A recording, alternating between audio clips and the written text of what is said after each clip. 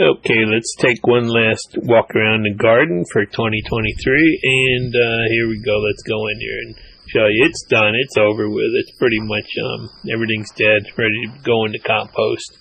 You can see I haven't watered anything in a while, and it's been dry, and zucchinis are gone, yellow squash are gone. They've all been pulled out. Cucumbers, they all kind of dried out and shriveled up. They're done. We've had enough of everything. Tomatoes, there's still quite a few tomatoes in here. We may use a couple more of them, but basically, season's over. Just a couple stragglers for salads and stuff. Everything else is put up and put away. You see, there's still quite a few, and there's actually some just starting to come in now. We got such a late start this spring that, some of the plants didn't do good with the cold that we had. But there will be some more. Yellow plums there, plenty of them left, but we've had enough compost. And the dill is late too. You can see I'm still waiting for that to flower. Still got some Swiss chard there, basil and cilantro. I'm going to be saving seed soon. This is that one bed of beans I left for seed. And you can see they're starting to dry out now, some big ones. So, a couple weeks I'll have plenty of seeds for next year. This bed here, I put some turnips and beets in for fall crops. They're not doing that great, but maybe they'll make it.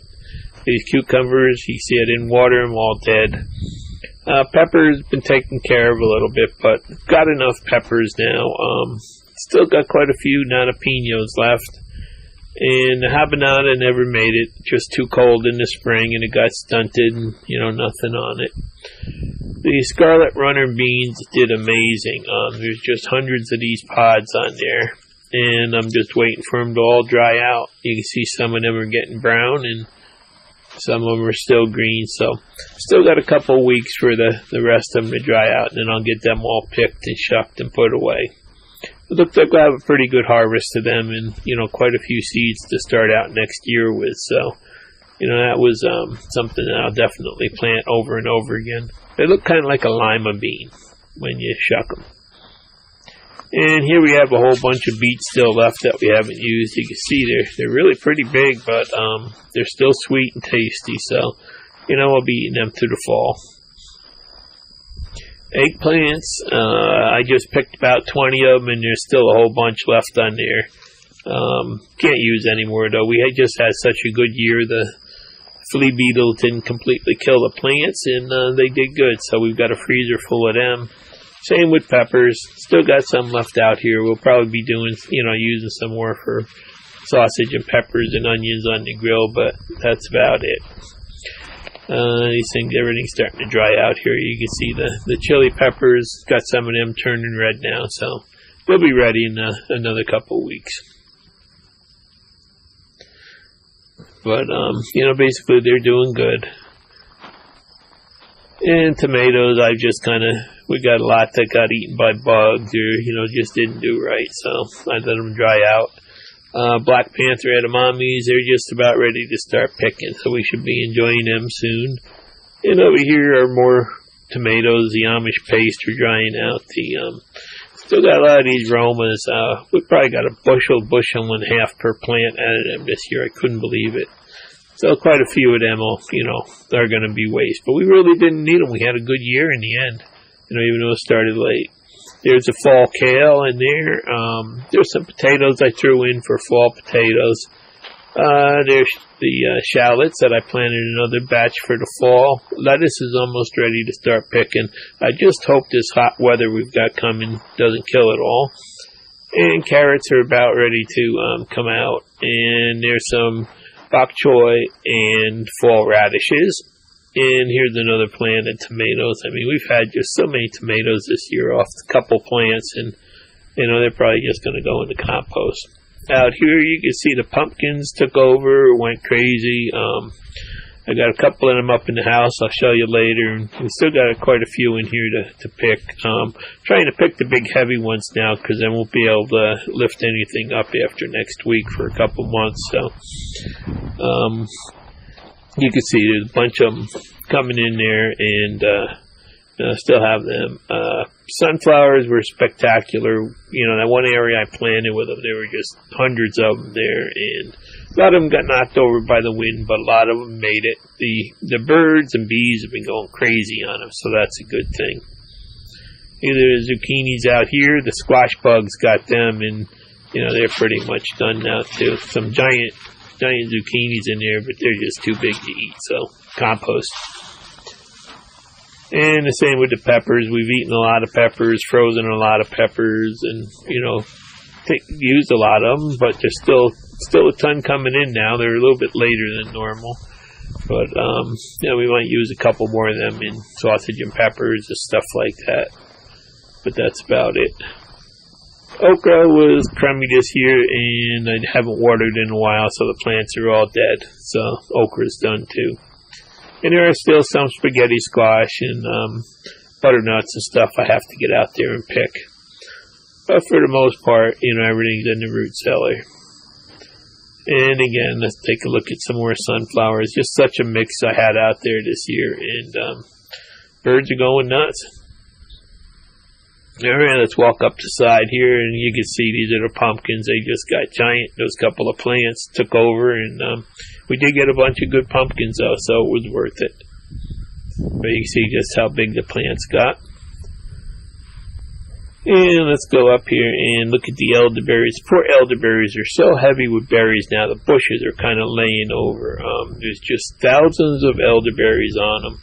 They'll be ready next week to start picking, and I won't be able to pick them, so they're probably just going to go to the birds. You can see each of these clusters is probably close to a pound of elderberries, and there's just thousands of them. So plants are way down, but it looks like this year is going to go to the birds because they won't be able to bend over and pick them or carry them or anything. So, that's it. Timing is everything when it comes to a garden.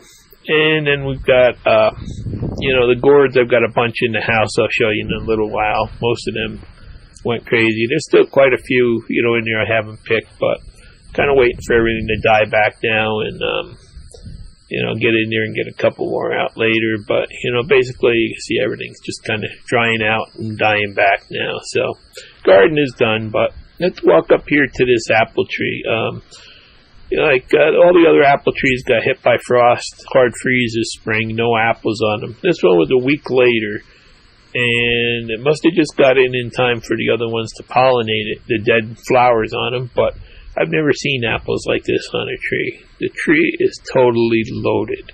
Hopefully we'll get some good applesauce out of it. Probably a couple more weeks until they're ready to be picked. These are Fuji's, and it's just amazing. I've never seen so many. So that's another good thing this year. We did get lucky with this one tree only. And here we are inside.